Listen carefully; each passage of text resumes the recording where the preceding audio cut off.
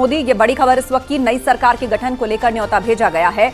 NDA नेताओं ने आज ही राष्ट्रपति को सौंपा है अपना समर्थन पत्र और आज ही पीएम मोदी को चुना गया है एनडीए संसदीय दल का नेता। 9 जून को पीएम मोदी का शपथ ग्रहण समारोह और मीडिया से भी बात कर सकते हैं पीएम मोदी। ये बड़ी अपडेट इस वक्त आ रही है। राष्ट्रपति से मुलाकात करेंगे प्रधानमंत्री मोदी, राष्ट्रपति से मिलेंगे पीएम मोदी। अब से थोड़ी देर बाद राष्ट्रपति भवन जाएंगे मोदी और राष्ट्रपति से मुलाकात करेंगे।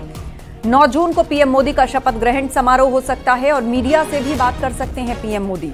ये इस वक्त की बड़ी अपडेट्स हैं। दरअसल एनडीए नेताओं ने आज ही राष्ट्रपति को समर्थन पत्र सौंपा है। आज ही पीएम मोदी को चुना गया है एनडीए संसदीय दल का नेता।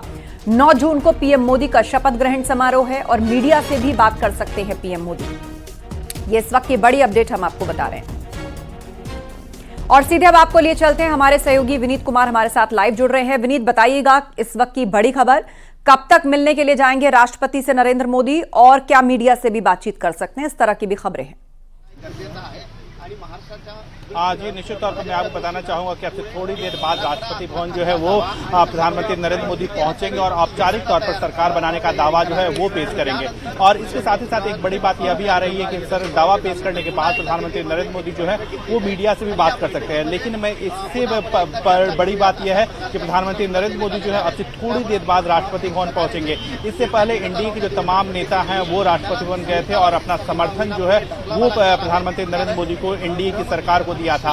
और आज दोपहर, जैसा कि हम अपने दर्शकों को लगातार दिखा रहे हैं कि एनडीए संसदीय दल की बैठक हुई, जिसमें एनडीए के सभी निर्वाचित सांसद जो है चुने हुए सांसद जो है वो आए हुए थे और उन्होंने औपचारिक तौर पर प्रधानमंत्री नरेंद्र मोदी को अपना नेता जो है वो चुना है। इसके साथ ही साथ उस बैठक में एनडीए के तमाम बड़े नेता, घटक दलों के जो नेता थे वो भी मौजूद थे।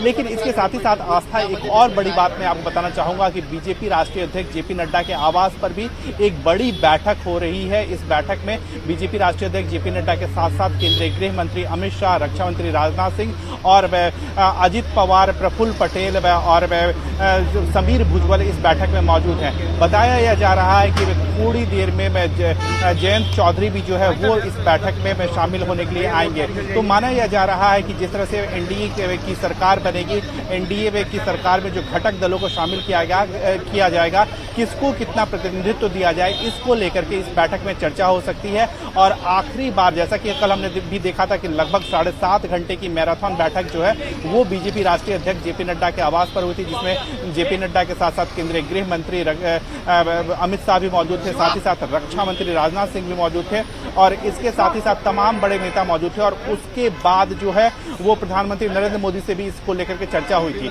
और इसके बाद आज बीजेपी के राष्ट्रीय अध्यक्ष जेपी नड्डा के आवास पर फिर से एक बड़ी बैठक में हुई है, जिसमें इस बार जो अमित शाह मौजूद हैं और साथ ही साथ राजनाथ सिंह मौजूद हैं। इसके साथ ही साथ घटक दल के जो नेता हैं वो मौजूद हैं। सब बात करें इस वक्त जो है वो अजित पवार जो है वो इसमें अमित शाह के साथ, जेपी नड्डा के साथ मंथन कर रहे हैं। साथ ही साथ उनके साथ जो है प्रफुल्ल पटेल भी मौजूद है, छगन भुजबल के बेटे समीर भुजबल जो है वो भी मौजूद हैं। तो आखिरकार किस तरह की हिस्सेदारी होगी, किस तरह से घटक दलों को जो है वो शामिल किया जाएगा, कितना कैबिनेट बर्थ जो है वो उनको दिया जाए, कितना एमओएस का बर्थ उनको दिया जाए, और कौन सा विभाग जो है वो उनको दिया जाएगा, इसको लेकर के जो आखिरी फैसला और आखिरी चर्चा जो है वो घटक दलों के साथ जो है वो बीजेपी राष्ट्रीय अध्यक्ष जेपी नड्डा के आवास पर चल रही है। और इस फैसले को प्रधानमंत्री नरेंद्र मोदी से अवगत कराया जाएगा और प्रधानमंत्री नरेंद्र मोदी ही इस पर आखिरी मोहर जो है वो लगाएंगे। जी आस्था, बिल्कुल बिल्कुल, प्रधानमंत्री मोदी ही इस पर आखिरी मोहर लगाएंगे, क्योंकि बहुत सारी चर्चाएं चल रही हैं, किसने कितने मंत्रालय मांगे हैं, किसको कौन सा मंत्रालय दिया जाए। लेकिन इसे लेकर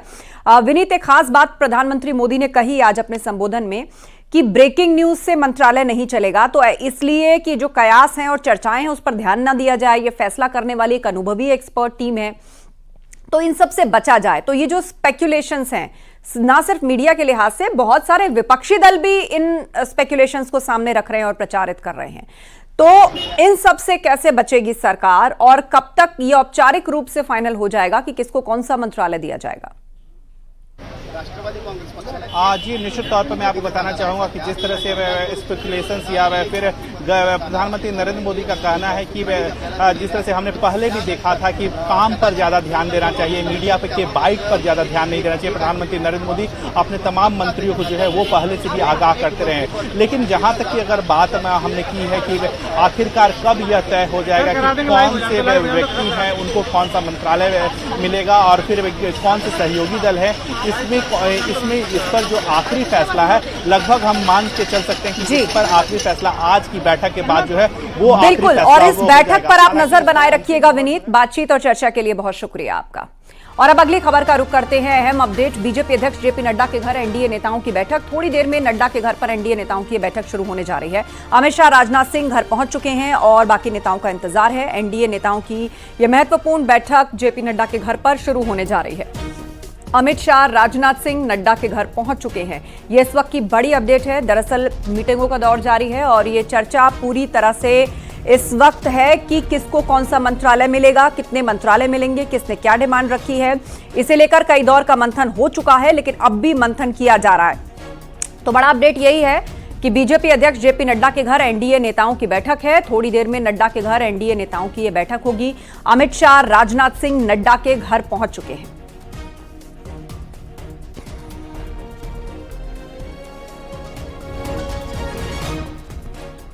इस बड़े हलचल पर हमारी नजर बनी रहेगी, लेकिन फिलहाल कुछ और खबरों की ओर बढ़ते हैं।